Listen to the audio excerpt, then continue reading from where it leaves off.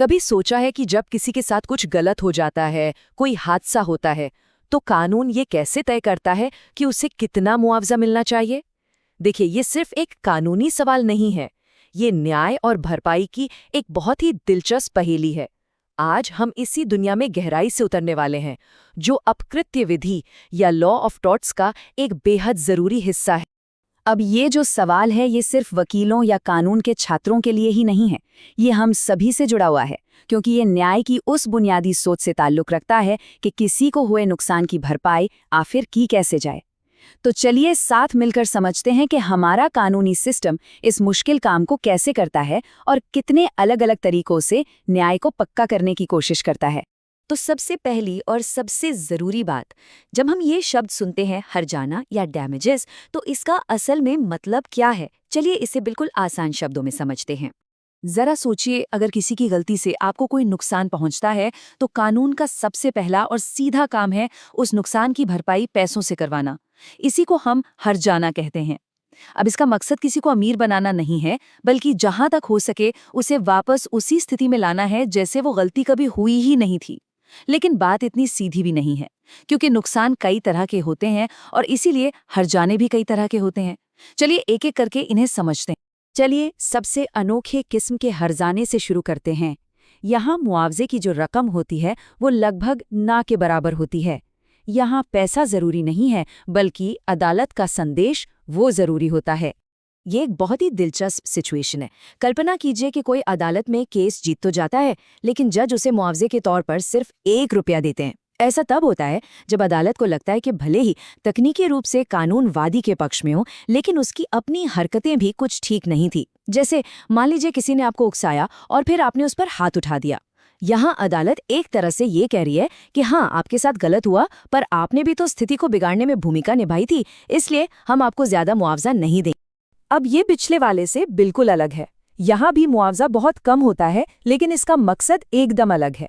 यहाँ अदालत ये कह रही है कि हम मानते हैं कि आपके कानूनी अधिकार का उल्लंघन हुआ है, भले ही आपको कोई पैसों का नुकसान न हुआ हो। इसका सबसे मशहूर उदाहरण एक पुराने अंग्रेजी मामले एशवी बनाम व्हाइट से आता है। उसमें एक व्यक्ति को वोट देने से रोक दिया गया था।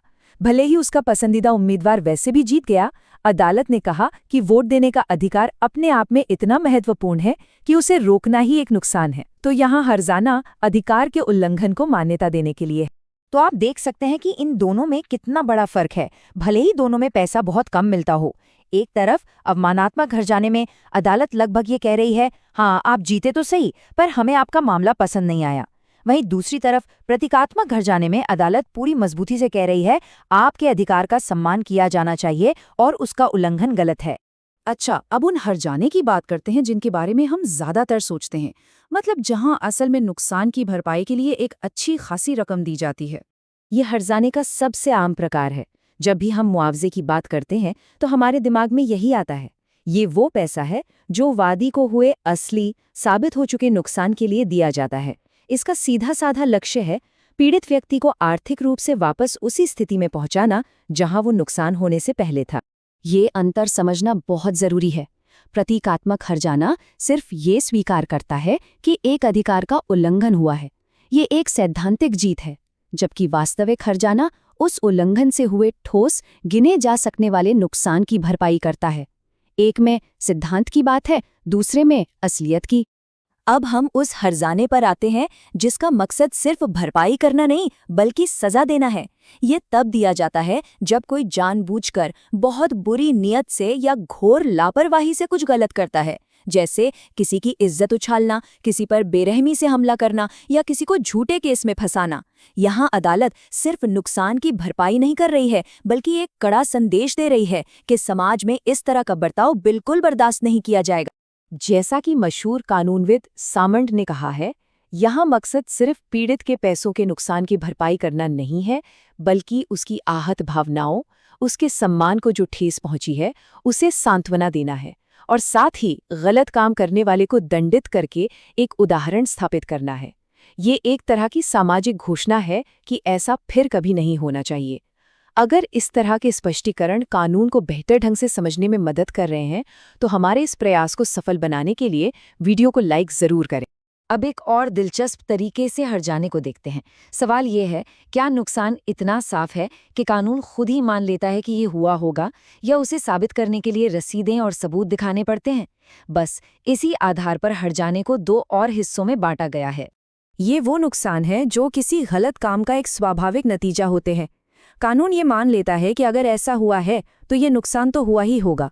उदाहरण के लिए, अगर किसी दुर्घटना में किसी की हड्डी टूट जाती है तो कानून ये मानकर चलता है कि उसे दर्द और पीड़ा हुई होगी, उसकी जिंदगी में असुविधा आई होगी। इसके लिए डॉक्टर से ये लिखवाकर लाने की जरूरत नहीं है कि हाँ, इसे दर्द हो रहा है। ये बात समझी जाती है। और दूसरी तरफ ये वो नुकसान है जिनका हिसाब लगाया जा सकता है। ये आपके असल वित्तीय नुकसान हैं और कानून इनका कोई अनुमान नहीं लगाता, जैसे कि अस्पताल में इलाज का बिल, टूटी हुई कार की मरम्मत का खर्च, या चोट के कारण जितने दिन काम पर नहीं जा पाए उस दौरान वेतन का नुकसान। इन सब के लिए सबूत जैसे रसीदें या बैंक स्टेटमेंट दिखाने पड़ते हैं। मिथ्या कारावास यानी किसी को गलत तरीके से बंदी बनाने का ये उदाहरण इस फर्क को बिल्कुल साफ कर देता है।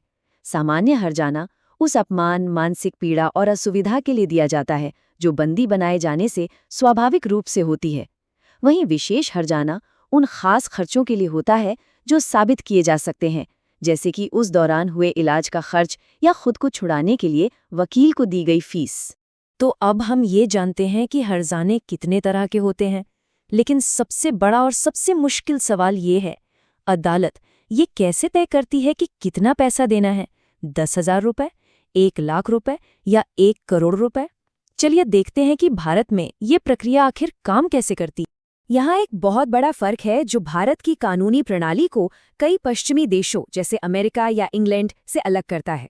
वहाँ अक्सर जूरी यानी आम नागरिकों का एक समूह तय करता है कि कितना मुआवजा दिया जाना चाहिए, लेकिन भारत में ये जिम्मेदारी पूरी तरह से न्यायाधीश की होती है।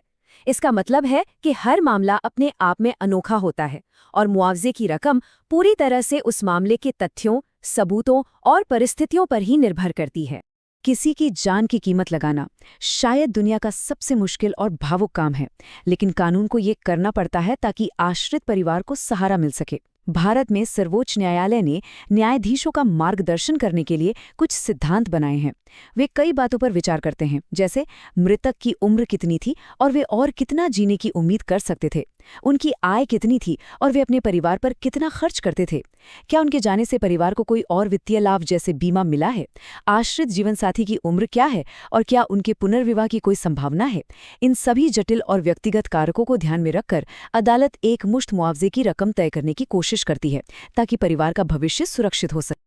और अगर चोट जानलेवा नहीं है तब भी नुकसान कई तरह का होता है।